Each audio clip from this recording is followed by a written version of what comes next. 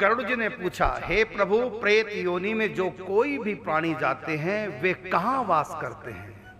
प्रेत लोक से निकल करके वे कैसे और किस स्थान में चले जाते हैं?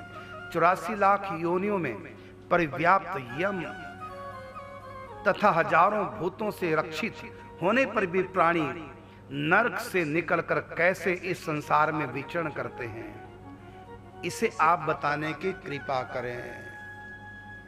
अब प्रेतों के बारे में बता रहे हैं, भूत प्रेत जो बन जाते हैं। कौन बनते हैं? तो भगवान ने बताया, हे पक्षीराज, जहां प्रेतगण निवास करते हैं उसको तुम सुनो। पहले तो सुनो, प्रेत बनते कौन है? छल से पराये का धन जो हरण करते हैं, छल करके जो दूसरे को ठगते हैं, प्रेत बनेंगे। पराई स्त्री का अपहरण अर्थात पर स्त्री गामी जो लोग हैं वो भी प्रेत योनि में जाएंगे। द्रोह से मनुष्य प्रेत बनता है। ईर्ष्या लेकर के किसी के प्रति जो मरता है वो भी प्रेत योनि में जाता है। जो लोग अपने पुत्र के हित चिंतन में ही अनुरक्त रहते हैं और पाप करते हैं, बच्चों के लिए पाप करते हैं, चोरी करते हैं, बच्चों का भरण पोषण कर रहे हैं, छीना झपटी करके पैसा ले लिया और बच्चों का भरण पोषण कर रहे हैं, ऐसे लोग भी प्रेत योनि में जाते हैं। वे शरीर रहित होकर भूख प्यास की अथाह पीड़ा को सहन करते हुए यत्र तत्र भटकते रहते हैं। वे प्रेत चोरों के समान उस महापथ के लिए पितृभाग में दिए गए जल का अपहरण भी करते हैं। मने अपने पितरों के लिए जो आप जल देते हैं ना, वो जल तुम्हारे पितरों तक पहुंच नहीं पाता, प्रेत बीच में उसको ले लेते हैं। तदंतर पुनः अपने घर में आकर वे मित्र रूप में प्रविष्ट हो जाते हैं और वहीं पर रहते हुए स्वयं रोग शोक आदि की पीड़ा से ग्रसित होकर सब कुछ देखते रहते हैं। और ये प्रेत केवल अपने घर वालों को तंग करते हैं, किसी और को तंग नहीं करते। किसी और को तो ये तब तंग करते हैं जब कोई इनका तिरस्कार कर दे। जिस पेड़ पर वो रह रहे हैं, जिस जगह पर रह रहे हैं, यदि उधर मुंह करके थूक दिया, लघु शंका दीर्घ शंका कर दी, ये कुपित हो जाते हैं। इसलिए कहीं भी जंगल में लघु शंका दीर्घ शंका करो तो पहले एक बार मुख से बोल दो, कोई भी यहां जीव आत्मा रह रही हो वो यहां से स्थल छोड़ के चली जाए, क्योंकि यहां मैं लघु शंका करने जा रहा हूं।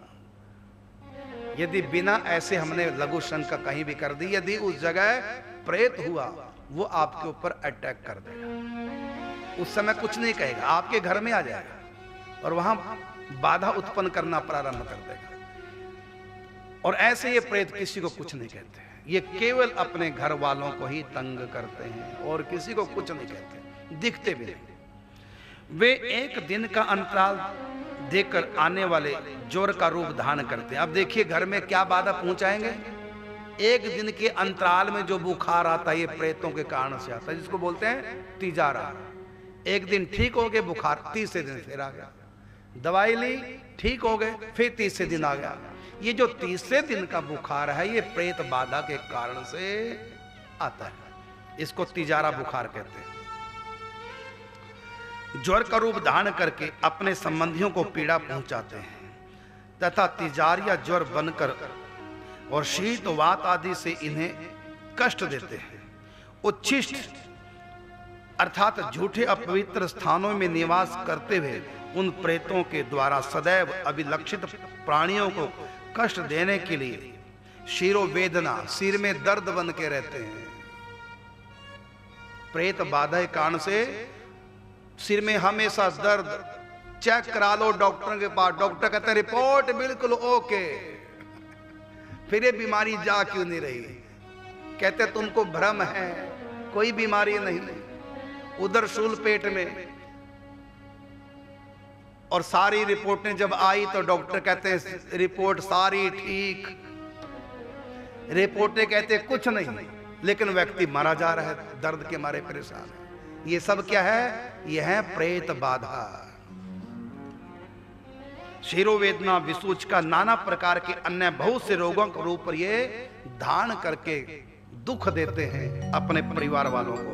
इस प्रकार वे दुष्कर्मी प्रेत नाना दोषों में प्रवृत्त रहते हैं। फिर गरुड़ जी ने पूछा भगवान नारायण से, हे प्रभु, वे प्रेत किस रूप में किसका क्या करते हैं, किस विधि से उनकी जानकारी प्राप्त की जा सकती है, क्योंकि वे न कुछ कहते हैं न बोलते हैं। हे ऋषिकेश प्रभु, यदि आप मेरा कल्याण चाहते हो तो मेरे मन के मोह को दूर करें। इस कली काल में प्राय बहुत लोग प्रेत योनि को प्राप्त होते हैं। तो विष्णु भगवान कहते हैं, हे गरुड़, प्रेत होकर प्राणी अपने ही कुल को पीड़ित करता है, दूसरे कुल के व्यक्ति को ये आपराधिक होने पर ही पीड़ा देते, नहीं तो पीड़ा नहीं देते। जीते हुए तो वह प्रेमी की तरह दिखाई देता है, किंतु मृत्यु होने पर वही प्रेत बनकर दुष्ट बन जाता है। जीते जी अपने बच्चों से कितना प्रेम करता है, अपने परिवार से कितना प्रेम करता है, जब ये प्रेत बन जाता है, भूत बन जाता है, फिर ये उनके प्रति कट्टर बन जाते हैं, दुश्मन हो जाते हैं।